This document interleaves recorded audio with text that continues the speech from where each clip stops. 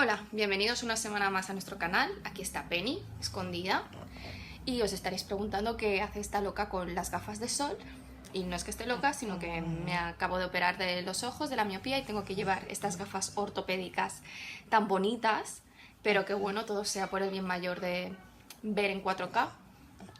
Y bueno, creo que es idóneo para hablar del libro que voy a hablar esta semana, que es Fariña, de Nacho Carretero, que para quien no lo conozca, porque quizás fuera de España no se conoce tanto, pero este libro se ha hecho muy famoso por razones que voy a explicar más adelante, y que trata sobre el nacimiento del contrabando en Galicia después de la Guerra Civil y cómo fue evolucionando hasta convertirse en narcotráfico, sobre todo de hachís y cocaína, y creció tanto que en realidad por Galicia entra como un tercio de la cocaína y también del hachís y de la heroína, pero sobre todo de la cocaína, un tercio de todo lo que circula por Europa, que es muchísimo. O sea, imaginaos las cantidades que llegan a entrar en Galicia. O sea, no estamos hablando de 1 o 2 kilos, no, es que en Galicia entraban por toneladas.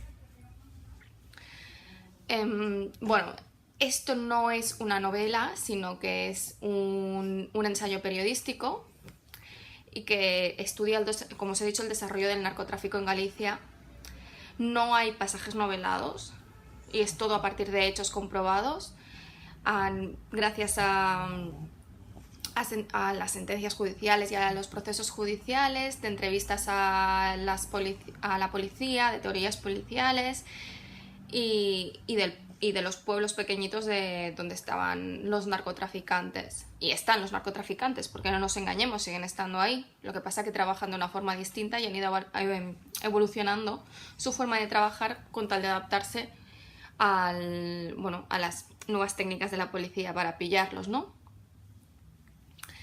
El autor insiste precisamente en decir cuando un hecho no está comprobado, y aunque también dice que cuando se tiene la certeza casi absoluta de que es así, porque hay testigos, hay muchas cosas. Lo que pasa que para que una cosa pueda ser condenada no puede existir la duda razonable y tienen que haber pruebas de ello, y que haya testigos, eso no es una prueba normalmente suficiente para poder condenar a alguien.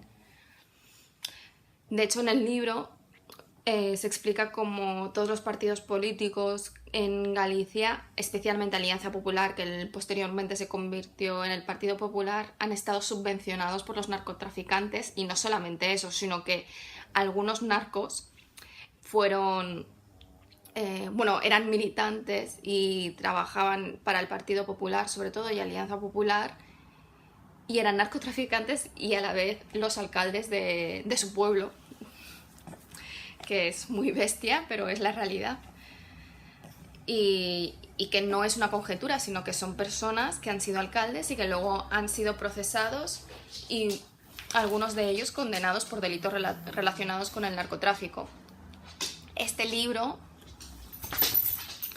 se publicó, como os he dicho, en septiembre de 2005 por la editorial del Cao, y se hizo famoso porque en marzo de 2018 fue secuestrado por los tribunales.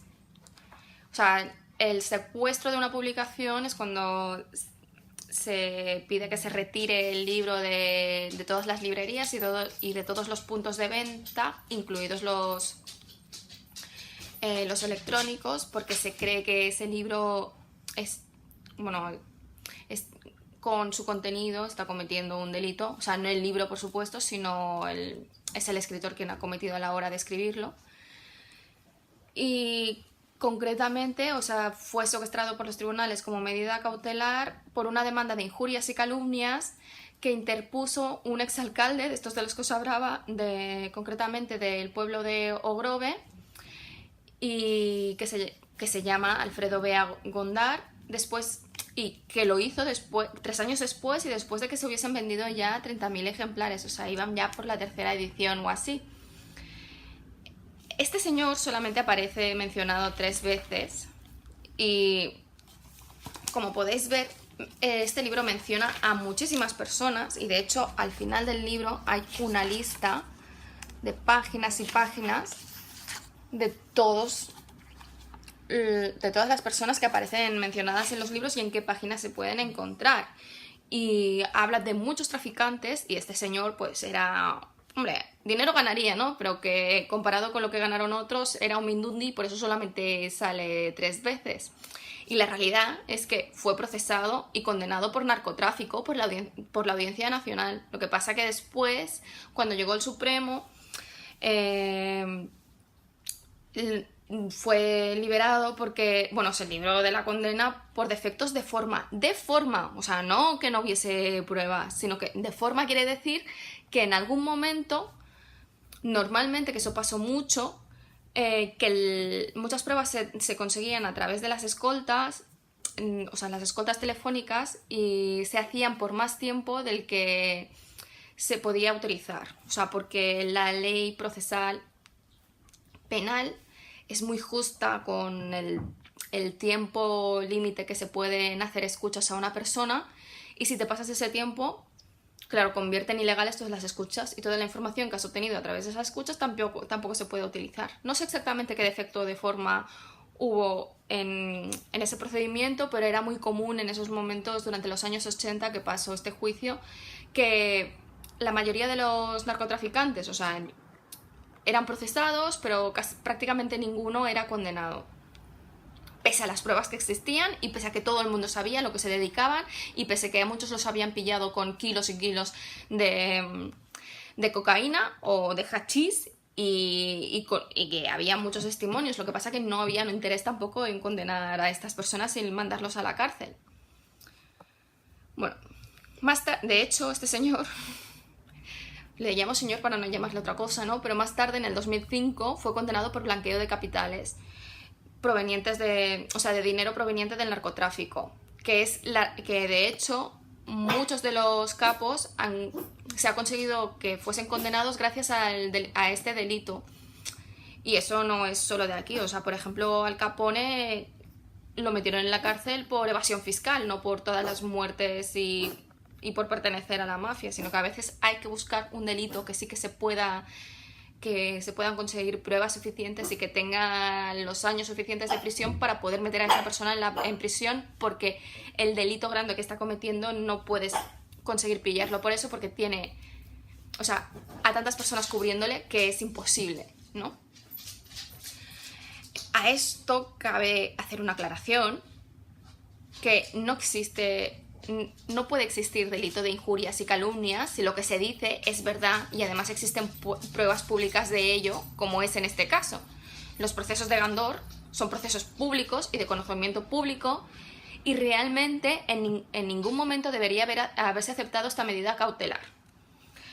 Y que de hecho es la razón por la que fue levantada 3 meses después por la Audiencia Provincial de Madrid. Pero que realmente la jueza que decretó esta medida cautelar se coronó, pero vamos, bien. Bueno, yo sé de esto porque he estudiado Derecho, que no... a ver, el libro, como os he dicho, empieza explicando a raíz de qué... cuál fue la raíz para que el contrabando acabase siendo tan grande en Galicia. La razón de ello es, primero, la forma geográfica de Galicia, ¿no? Porque su playa no es recta, sino que tiene un montón de calas escondidas que son óptimas para entrar allí con lanchas que a veces venían desde las Islas Canarias y que venían sin hacer ninguna parada, con lanchas súper rápidas, o bien de barcos grandes que estaban en medio del océano y que llegaban hasta allí, cogían la mercancía y la entraban en Galicia a través de estas calas. Y claro, conducían las lanchas tan rápido que la policía eran incapaces de cogerlas, y que como solamente los lancheros de los narcotraficantes conocían a la perfección las calas, podían entrar dentro de las calas por la noche sin jugarse la vida. Algunos morían, ¿no? Pero la policía seguro que hubiese muerto si los hubiese seguido, porque son muy traicioneras. Por eso se conoce también como la Costa da Morte, porque de hecho ya antes de que empezase todo eso, o sea, durante la época medieval, habían ciertas personas en Galicia que precisamente se dedicaban a traer en barcos con faros falsos a las calas para que cuando llegasen a las calas pues se chocasen con las piedras que había por debajo y así poderles robar toda la mercancía. Y bueno, se ve que Galicia ha sido siempre un pueblo listo,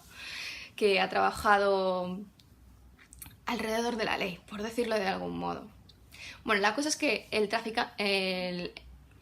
contrabando en sí empezó con la guerra civil y después de la guerra civil, porque hubo mucha pobreza y mucha hambre y mucho racionamiento.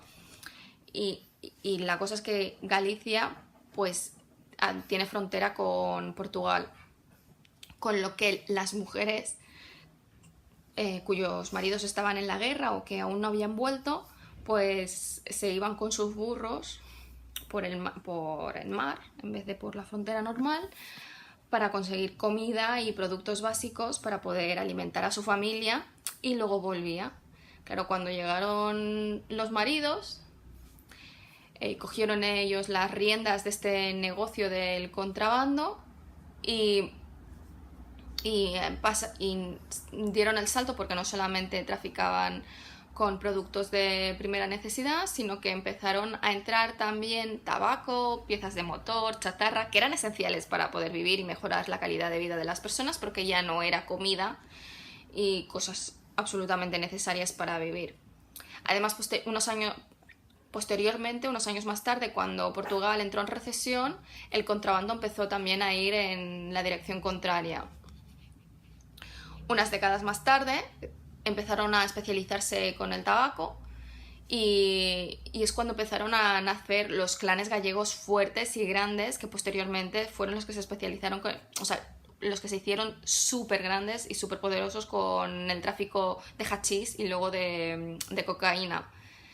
Estos clanes trabajaban además con empresas tabaqueras muy grandes, sobre todo de Estados Unidos, que precisamente los CEOs de estas empresas que llevaban el territorio de Europa les vendían por debajo del mostrador el tabaco que no podían vender porque tenía alguna clase de defecto, y también otro que desviaban cuando vieron que cada vez que a través de esa venta ganaban muchísimo dinero, y lo desviaban a estos traficantes, contrabandistas, para que lo entrasen en España, y luego también se distribuía por toda Europa. Y claro, este tabaco no se pagaba impuestos, no se pagaba nada, pero no ponía en peligro la salud de las personas que compraban ese tabaco. Por el pueblo gallego se veía a los traficantes como, ¿cómo se dice?, bienhechores, ¿no? Porque gracias a ellos sus hijos pues tenían dinero y podían tirar hacia adelante. Además, muchos de estos capos reinvertían el dinero en mejorar las infraestructuras de su pueblo y Galicia en general, como hacía Pablo Escobar al principio.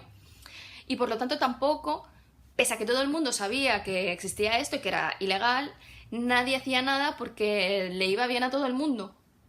Y no solamente al pueblo, sino también a los políticos, porque claro, también pagaban campañas a los políticos, pero bueno, eso ya después de la dictadura. Pero la cosa es que a nadie le interesaba perseguir esto porque traía riqueza, pero claro, el hecho de que Galicia consiguiese tanto dinero a través del contrabando hizo que no se desarrollaran otras industrias económicas y que se quedase atrás con respecto al resto de España. Bueno, la cosa es que además esta permisividad también era posible porque hasta los años 80 y algo el contrabando no era delito. Es increíble, ¿no? En el resto del mundo sí era delito, pero en España no. Recordemos que la dictadura se terminó en el 75 y que durante esos años pues probablemente había cosas mucho más importantes que legislar, y como esto todavía no era un problema muy grande, pues tampoco interesaba demasiado. El contrabando era solamente una falta leve y lo único que tenían que hacer era pagar una multa que consistía en pagar el doble de la mercancía que estaban entrando o alguna cosa así. Y esta dejadez es precisamente lo que permite al narcotráfico gallego perfeccionarse y ser poderosos, a pulir sus técnicas, y que los gallegos sean los preferidos para los cárteles de Sudamérica para entrar su mercancía en Europa. Porque son personas súper especializadas y y muy serias con lo que hacen, por lo que son un plus para estos cárteles, y pese a las grandes organizaciones criminales que se han creado, realmente la violencia que han traído a Galicia ha sido relativamente pequeña comparada con la violencia que hay en Colombia o en cualquier país de Sudamérica que tenga este problema con la droga, y eso ayudaba a que no se crease una alarma social muy grande hasta que no empezaron a ver los